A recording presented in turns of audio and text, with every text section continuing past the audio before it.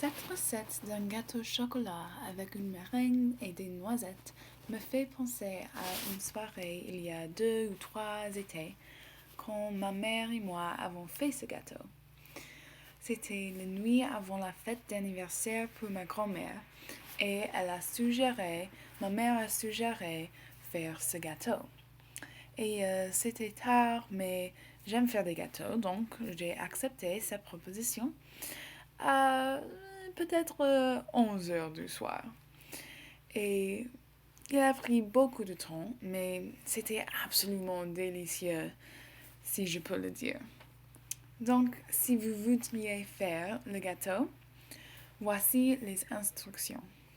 D'abord, pour la préparation, préchauffez le four pour qu'il puisse être assez chaud, à 350 degrés. Puis, beurrez une poêle et mettre du papier cuisson sur le fond de la poêle.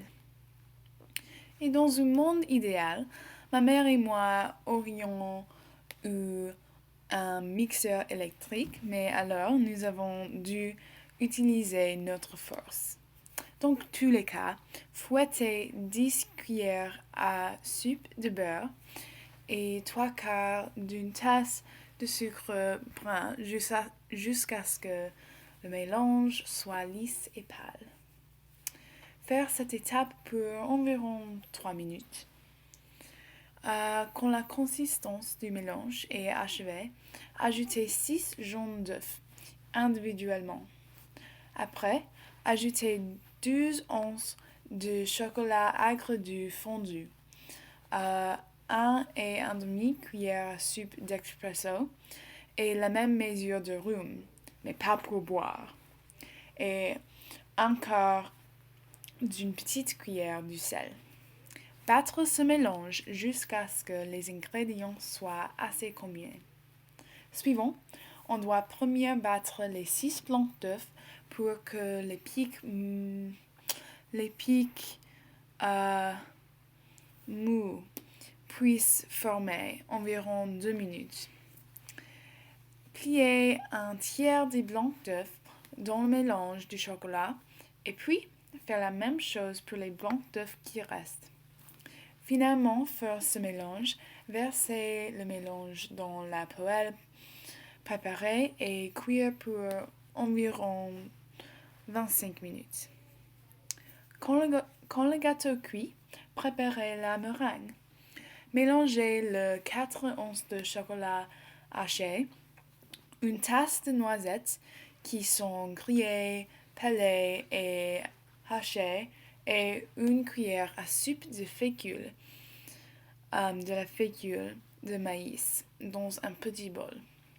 Puis, placez les 4 blancs d'œufs qui restent, battre jusqu'à ce qu'ils moussent. Après cette étape, ajoutez lentement 3/4 d'une tasse de sucre et battre jusqu'à ce que les pics fermes forment, peut-être 8 minutes. Et finalement, pour cette étape, pliez le mélange de noisettes dans ce mélange. Attendre environ 25 minutes et après ça, retirez le gâteau du four. Utilisez une grande spatule pour étaler la meringue sur le gâteau avec précaution pour sauver la consistance de la meringue. Puis, remettre le gâteau au four et retirer le gâteau après environ 25 à 35 minutes quand la meringue soit assez croustillante. Finalement, laissez le gâteau reposer et tiédir pendant 40 minutes avant de le servir. J'espère que vous voulez essayer de faire ce gâteau parce que c'est honnêtement amusant à faire et c'est délicieux.